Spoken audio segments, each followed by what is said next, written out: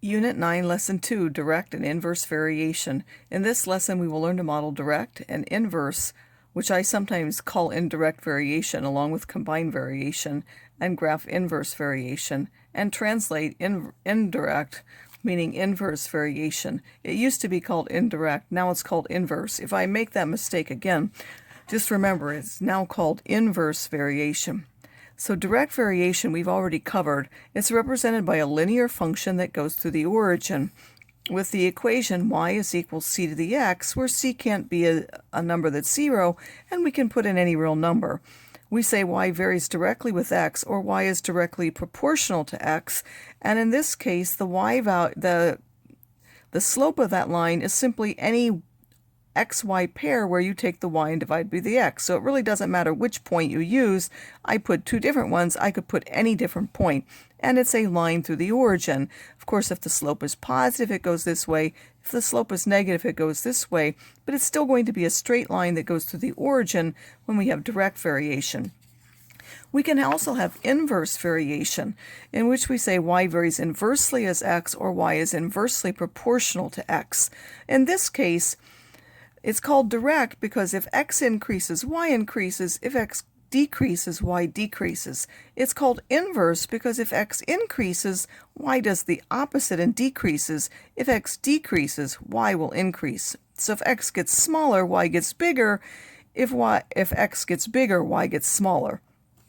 In general, at least when c is positive. That's why it's called inverse. In this case, so in direct, the constant is just taking any y and dividing by x. When it's inverse, you have to multiply to get the constant, because if we solve this equation, we get c as any x times y. So you can take any xy pair, multiply the xy pair, and you'll get the value of the constant. Again, this one will have two branches in the graph. One is for positive x, and one is for negative x.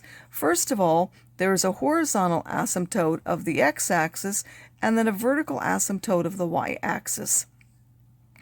And then it will have a value here based off of what c is, meaning if I put in 1, I just get c, and then it will go up towards this asymptote and down towards this one on the right side of that, and then on the left side for negative zeros, it will go toward the asymptote this way and this way. And that will be true whether c is positive or negative, but then they're flipped. When it's positive, it will be in quads 1 and 3. When it's negative, it would be in quads 2 and 4. It's also symmetric across this line, meaning there are equal sides here, and it's symmetric across this line, so it'll be symmetric across that. The same is true again whether it's positive c or negative c. So these two graphs are going to be reflections of each other over either axis. But we really won't concern ourselves with that, but it can help you to know whether you've graphed it right. It should look very symmetric. If y varies with x as given and passes through the given point, what is c and what is the function that models the variation? If it's inverse, you have to think, oh, when it's inverse, I get the constant by multiplying the values, and then the function is taking that constant and dividing by the x. When it's direct, we divide to get the value of the constant, but we multiply in the equation. So again, the one where you multiply to get the constant is the inverse, but then you divide in the function. You take the constant and divide by the x.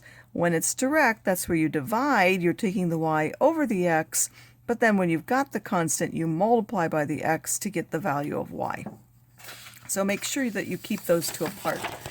We might also be given this in a table and be asked to decide whether it's direct or inverse variation from a table. So for this, we need to see if either the quotient is a constant, in which case it would be direct, or if the product is a constant, in which case it would be inverse variation. So if we look at this, we have to say, okay, first look at 10 divided by 2, that gives me 5. 5 divided by 4, that's 1.25. Those aren't the same. It can't be direct. If I multiply those, 2 times 10 is 20, 4 times 5 is 20, 5 times 4 is 20, and 20 times 1 is 20.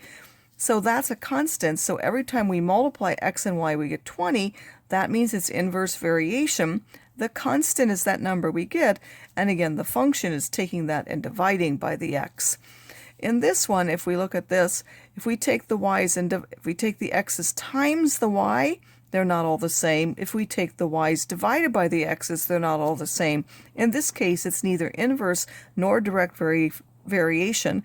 There's no function of either type to model this relation. There could be something else, but it's not one of the things that we're studying in this lesson. Combined variation is variation that combines direct and or indirect variation in more complex relations. Variations that's direct with more than one variable is called joint variation.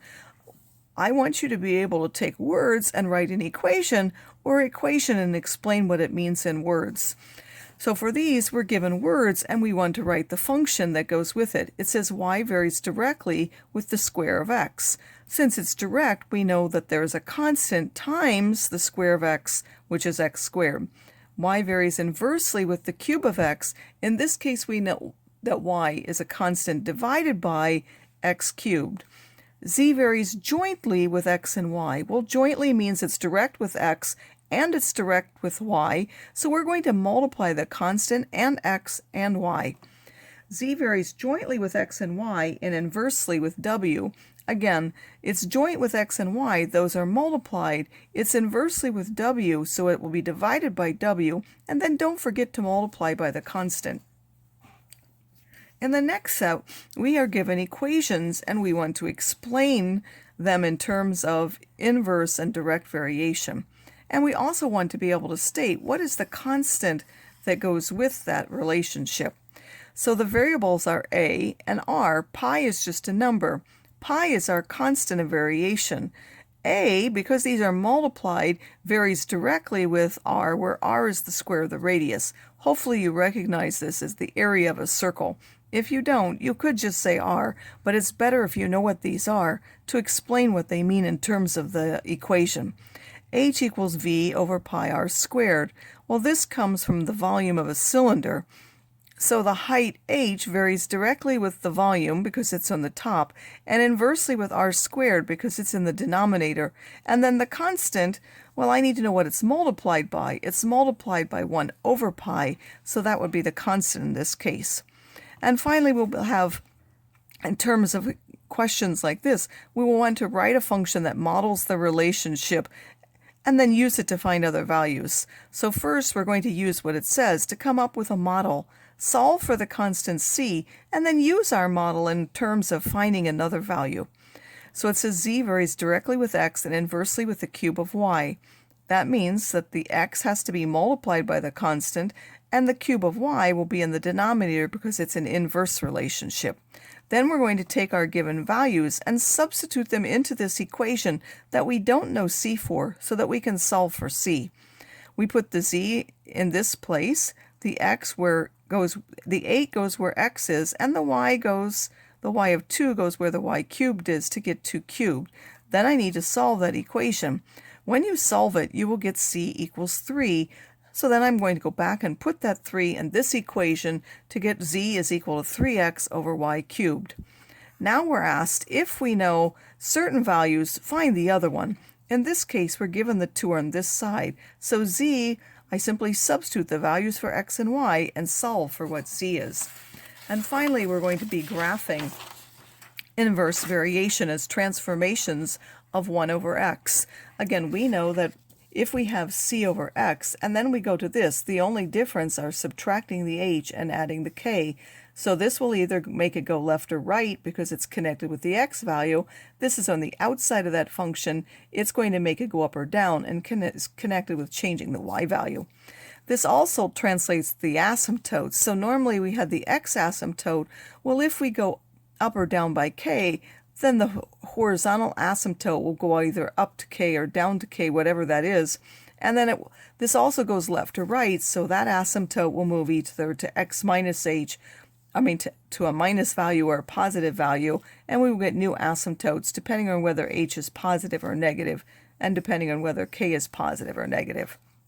To graph, you're first going to draw in the asymptotes as dotted lines, and then translate the value by choosing x values on either side of the vertical asymptote. So first, let's just look at where the asymptotes will be.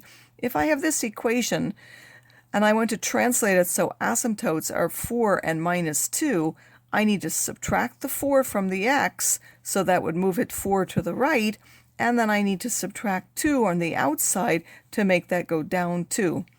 If I wanted to translate this so that asymptotes are -3 and y is -1, again, I'm going to subtract a -3 from the x, giving me x plus 3, and then I'm going to subtract a -1 on the outside. You should be able to go from this to this as well. So now let's look at sketching the graph, and we're going to make sure that we show our asymptotes. So first of all, I'm going to rewrite this. I have shown seeing structure, but you can also do it by synthetic division, meaning I could do 1 and 2 and 1. I would bring down the 2, which is this part here, and then that would give me what? That would give me a remainder of -1, so that's, I'm adding those. I would get 3. So I would get 3 over what I was dividing by x plus 1, so I could use synthetic division. I can also use long division. I can do x minus 1 over 2x plus 1. That would go in 2 times. I would get 2x minus 2. When I subtract, I get 3. So the result again is 2 plus 3 over x minus 1. Again, I showed seeing structure, which we did earlier, but you can also use synthetic division, or you can use long division. Be careful that if this is not a coefficient of 1 in the front, for example, if this had been reversed and we get 2x plus 1 on the top, you're going to put -1/2 here, and then you have to be careful with your constants. So now when I look at this, I can see that the horizontal asymptote is y equal to 2, and the vertical one, which comes from the x, is x equal to -1. So first I sketch x equals -1n and y equals 2 as vertical asymptotes. And then since this is the asymptote, I need to pick values close to 1 on the left side and close to 1 on the right side.